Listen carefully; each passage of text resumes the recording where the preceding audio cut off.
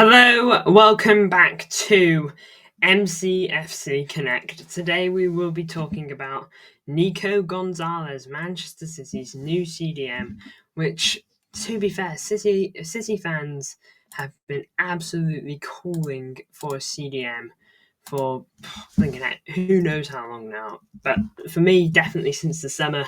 But I think you could make the argument that we've needed one for a very long time, to say the least. And finally, we can finally say that has gone through, thankfully. City have signed Nico Gonzalez from Porto for a fee of 60 million. Now, you could argue we've overpaid, but it's January, we have to overpay. But today we'll be looking into what Nico Gonzalez actually brings to Man City as a footballer. And, well, for me, he is going to be bringing a lot, and you can just see from his early stats here. So, he's 23 years old. He turned 23 this year, by the way. I think it was like 3rd of January, so, happy late birthday. Plays for Man City now, of course. He's got a contract till 2029, like our 3 other signings from this window. He's played 29 games this season for Porto. He's had a GNA of 13. His passing accuracy has been 89%, which is decent. It's slightly lower than the average for like our defenders, and it's a little bit lower than Rodri's as well, but that'll be improved upon, I'm sure. Injuries this season, none, thankfully. Now then, he has been known to get injuries in the past, but this season is good. He's been absolutely fine. In terms of his yellows and his reds, he has had 1 red, 1 straight red, and 11 yellows. No double yellows, though. So, look, his discipline is an issue, a weakness, according to WhoScored.com, which we'll look at in a minute. But, his discipline is an issue, which is something that can also be worked on, just like that passing accuracy. As he grows and gets older, he will subsequently become a bit more disciplined, which is exactly what we need from him. Like I said, bought him for 60 million. His market value is 18 million on transfer market, so if you're going off that, then we've massively overpaid. But look, we left this till I think we left this completely until deadline day, or properly until deadline day. I think the Arsenal loss kind of kicked City into gear. So, hey, maybe the Arsenal loss was a blessing in disguise. I'm just trying to make up for that error, but look, we've gotten a DM in here which we've needed for a very long time now. Now let's have a look at some of his stats now. Here we go. So Nico Gonzalez, WhoScored.com we'll start with. So in terms of his defensive play, he averages about 2 tackles a game, 2 fouls a game. Like we said, his discipline does need some work. Says it down here too. Hasn't been offside once, which you wouldn't really expect him to, but it's something. Clearances just under 1 per game, so he tends to be kicking the ball out quite often. Now then, 7 goals, like we've shown. Now SBG, don't really know what that is. Don't know what that is, to be honest. It might be, I don't know what it is. It's bottom line, but 1.5 there. He gets fouled about once per game, which he's a DM. He's not gonna. I don't think he's gonna get fouled a ton. It's like he's a winger trying to aggravate his fullback. And I'm not sure what those two on the end are either. But look, here is his passing accuracy, 89.3 to be exact. There have been games where he's gotten. He averages in his Portuguese league games, he averages at 90, so pretty good if you ask me. And then in Europa League, he averages 87. Now in long balls, he averages about 2.4 per game.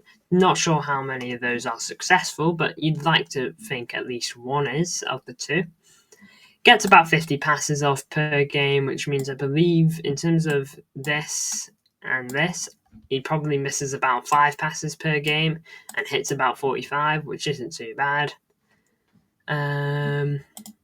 XG, it's just something to look at. So this season, like we've seen, he's got 7 goals, I think. So his XG combined with his actual goal score. So in the League of Portugal, he scored 5. And he's getting above on both of them. He's beating the odds. To be fair to him. Now then, we'll move over to Transfer Market now, which is another place that we like to have a look. So here it's saying he's got 7 goals, 6 assists, which again, pretty good if you ask me. Rodri last season, we hailed and praised him for getting, I think, over 20 goal contributions on a DM. And to be fair, maybe if he finishes this season, finish this season with Porto, he can't finish it now, but if he finished this season with Porto, maybe he gets that. Now then, I know he's playing in Europa League. I know he's playing in the Portuguese League. I know that it's not as competitive. No, not as competitive, but it's not like the Prem, is it? It's not. I'm not sure if it's in the top 5 leagues in the world, but it's still a respectable league, and he's playing one of the biggest sides in the country. So,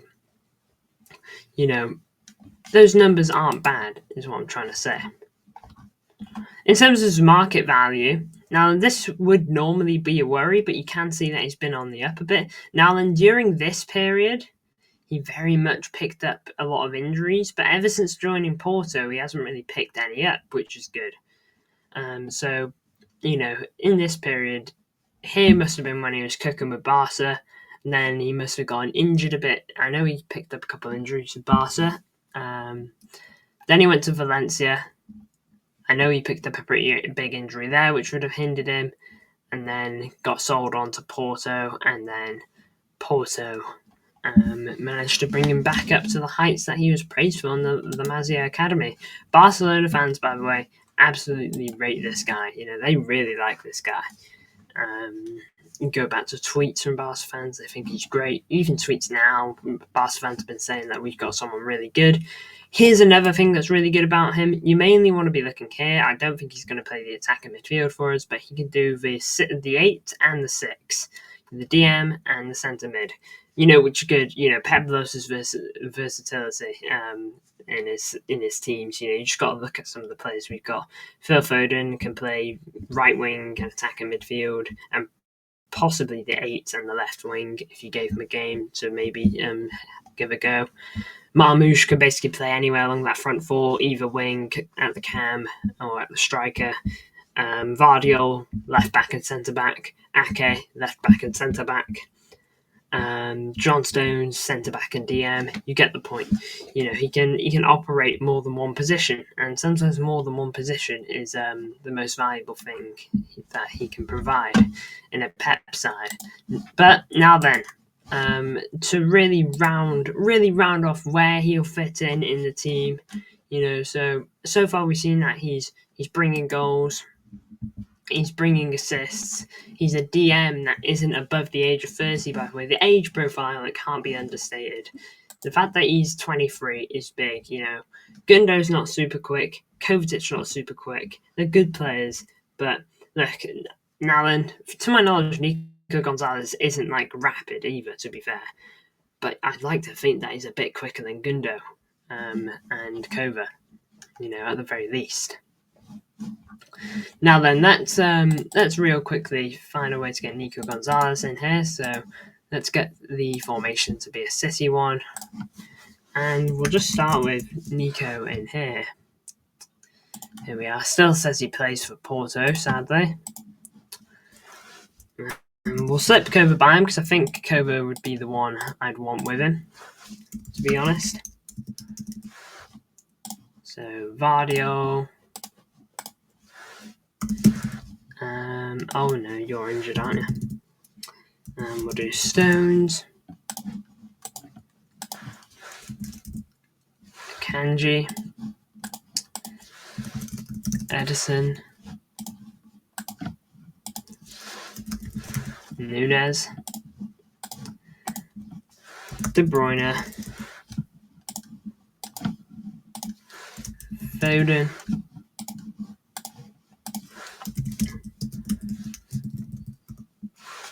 Marmouche, Sabirin, and Erling Haaland up top.